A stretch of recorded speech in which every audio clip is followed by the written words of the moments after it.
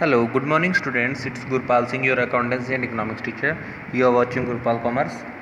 And in this video today we are going to study about the equilibrium of BOP as well as disequilibrium of BOP.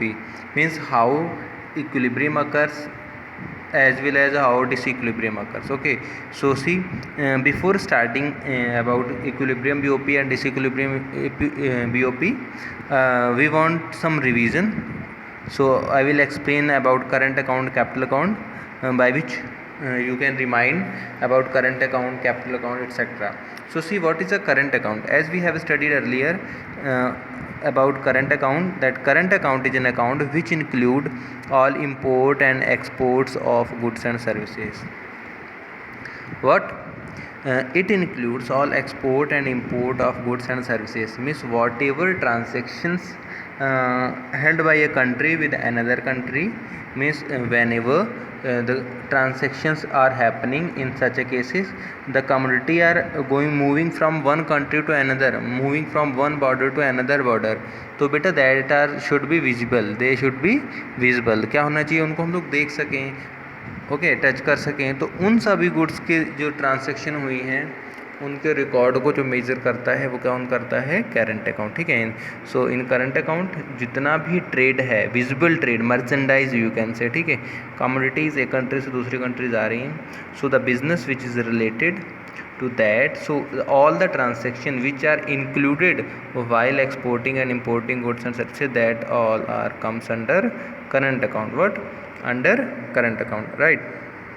After that, it includes unilateral transfer of foreign, right, as well as if the debit exceed the credit then country is running trade deficit. ठीक है. अगर क्या हो रहा है? Debit exceed, debit का means क्या है? एक्सपोर्ट कम है, इंपोर्ट ज़्यादा है, it means there will be बेटा ट्रेड डेफिसिट, राइट. और अगर क्या है? There is excess in export as comparison to import, then there will be what? There will be trade surplus. ठीक है. तो these both condition will effect the equilibrium situation. ठीक है. सो ये दोनों जो ट्रांजेक्शन हैं, जो दोनों कॉलम्स हैं, these both are interlinked with equilibrium. So whenever we will study about equilibrium, then we will explain these things. Now see, what is a capital account? See beta, capital account means the account which include all the monetary transactions with the rest of the world of a country.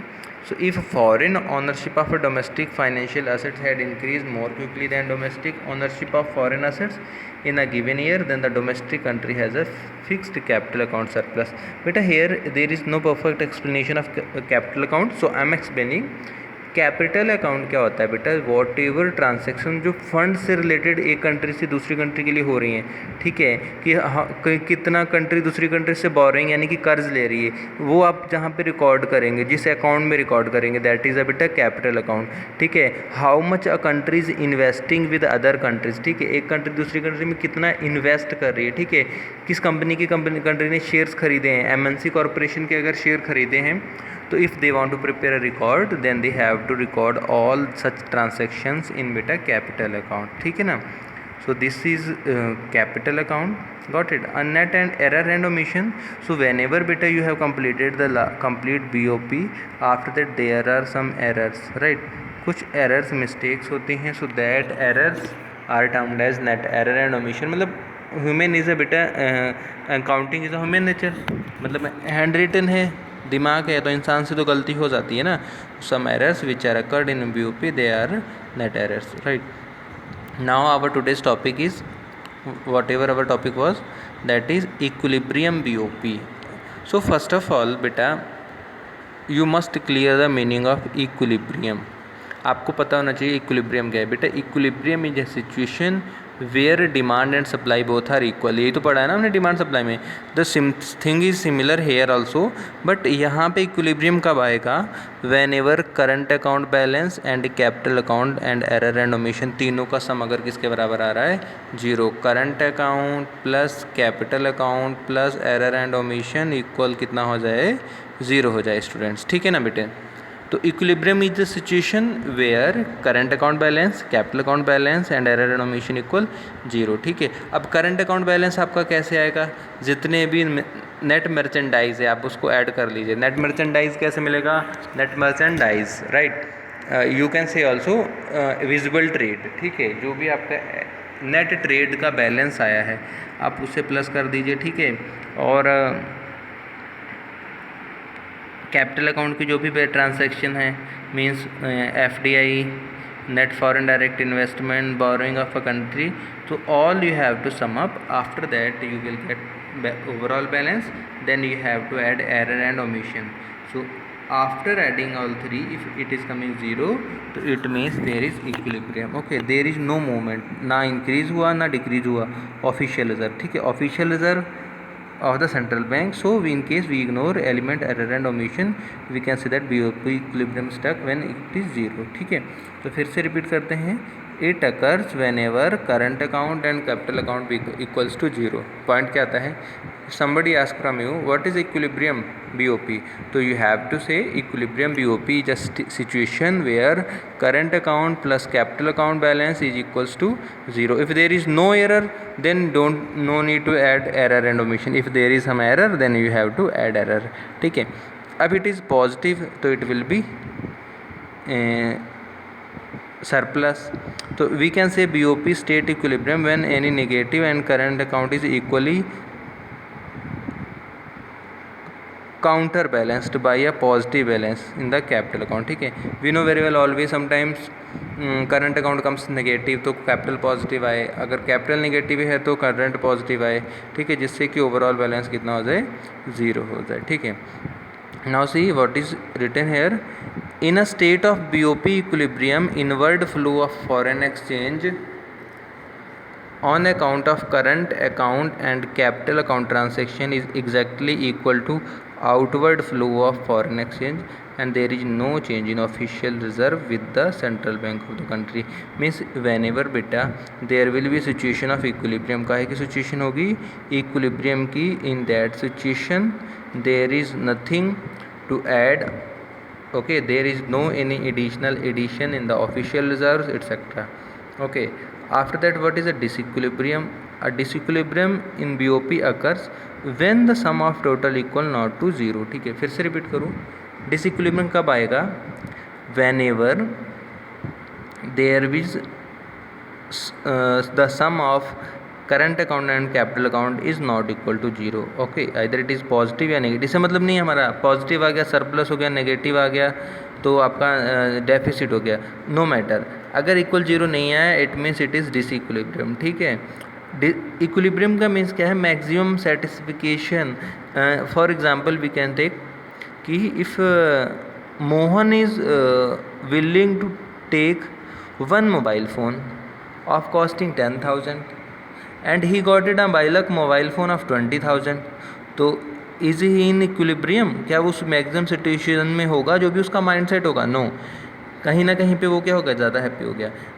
somebody was willing to purchase a mobile phone, but due to lockdown his parents are not able to afford that much money of 10,000, so he is getting after lockdown. तो in both the situation both the peoples are not according to their mindset. ठीक है, दोनों को mindset जो था वो situation नहीं आ पाई. तो equilibrium is a state बेटा where all the conditions are fulfilled, जो भी हमारी planned condition है वो fulfill हो जाएँ और मैक्सिमम से मैक्सिमम सेटिस्फिकेशन मिले, that will called beta equilibrium. Okay, so either it will be surplus then it will be disequilibrium, either it will be deficit then also there will be a disequilibrium, right?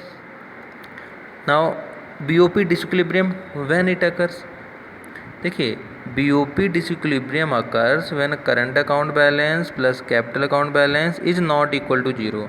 ठीक है, and it causes the movement of official reserve. अब जब भी disequilibrium में होगा तो जो हमारा कंपोनेंट ऑफिशियल रिजर्व है that will be affected. Okay, so see BOP disequilibrium when current account balance plus capital account balance is not equal to 0, so there will be current account balance surplus and capital account balance surplus. ठीक है, positive number. then pointing to inward flow of foreign exchange and leading to an increase in official reserve. Means अगर क्या हो रहा है, आपका BOP का जो बैलेंस है current account plus capital account वो पॉजिटिव आ रहा है, देन देयर इज अ बेटा BOP surplus and it is indicating that there is increase in official reserves of balance of payments account. Correct. After that next you can see about BOP deficit. BOP deficit कब होगा? whenever current account balance plus capital account balance is negative number, means less than 0, means less than 0. in that situation students there is BOP deficit. उस situation में क्या होगा? Balance of payment का deficit आएगा, means inward flow of foreign exchange, मतलब जो भी reserve है वो आपका क्या हो जाएगा? ख़त्म होने लग जाएगा. For example we have studied in accounts about the reserve कि अगर इन्वेस्टमेंट है, in Hindi I am explaining, if there is investment, यहाँ पे इन्वेस्टमेंट 1 लाख का है and company created 10,000 for the reserve, right. अगर इन्वेस्टमेंट की वैल्यू बढ़ती है, if the value of investment rises and goes from 1 lakh to 10,000, then the whole 10,000 जो भी रिजर्व में था कंपनी ने रखा था that will B divided among all partner, वो सारे पार्टनर में बढ़ जाएगा. बट अगर वही 1 लाख के इन्वेस्टमेंट की वैल्यू 90,000 हो जाती है तो कंपनी को 10,000 का लॉस हो गया. उस कंडीशन में वो क्या करेगी? जो 10,000 रुपये उसके पास कंपनी के पास लॉस था वो उससे यूज़ कर लेगी. तो उस सिचुएशन में क्या होगा? जो रिज़र्व था, देखिए 10 था, 10 से कितना हो गया? 0. और अगर कंपनी को बेनिफिट हो गया, in that case company can increase their official reserve, right? So BOP surplus is a situation in which there is a positive number and showing inward flow of foreign exchange and leading to increase in official reserve, whereas BOP deficit means there is decrease in official reserves. Correct? So is it clear all the things? Now we are having autonomous and accommodating items. See, autonomous refer to such BOP transaction which are undertaken with the making of profit. ठीक है, जो भी transactions बेटा mind set करके की जाएंगी कि जिनसे हमें प्रॉफिट कमाना है, that all considered as autonomous, and the transactions which are not reflected as an element of BOP account, that all are called accommodating transactions. ठीक है, तो एकोमोडेटिंग आइटम्स क्या होते हैं? Such transaction which are undertaken by a central bank of a country with the view to correct imbalance and restoring the BOP. ठीक है, BOP को reflect नहीं करेंगी, but accommodated transactions are used to correct the deficit or excess balances of balance of payment. Again I am repeating, what are autonomous transaction? बेटे autonomous transaction वो transaction होती हैं जो मेनली किसके पर्पज़ के लिए की गई हों? प्रॉफिट कमाने के लिए, right. And accommodating items are those items which are used for undertaken by the central bank of a country with a view to correct BOP imbalance and restoring BOP equilibrium. Means कि हमारा balance of payment is not in equilibrium, हमारा balance of payment equilibrium की situation में नहीं है. उस case में bank क्या करेगी? BOP ट्रांजैक्शंस को करेक्ट करने के लिए अकोमोडेटिंग आइटम्स को यूज़ करेगा. ठीक है, and after that the next is difference between accommodating and autonomous items. See, autonomous are mainly prepared for earning profit and these are for the correction as well as free from consideration of profit. ठीक है, items are cause of BOP imbalance. autonomous item होने से हमारा BOP imbalance यानी कि disequilibrium में जाएगा. वहीं पे accommodating item से क्या होगा students? our BOP balance will be corrected. Correct. क्या बताया मैंने? Autonomous transactions students are performed mainly for the profit purpose, whereas accommodating are not performed for free from consideration of profit. Correct. After that autonomous items are in the cause of BOP imbalance. ठीक है, जो भी balance of payment में differences आई हैं, autonomous transaction are responsible for that, whereas accommodating item mean to correct BOP. Okay, after that autonomous items are classified as above the line of items of BOP. ठीक है, above the line जो items होंगे that all are comes under autonomous, and which are below the items of BOP that all will be considered as the items of accommodating item. Correct. So I hope आपको autonomous and accommodating items भी clear हो गया होगा. So thank you students for watching this video.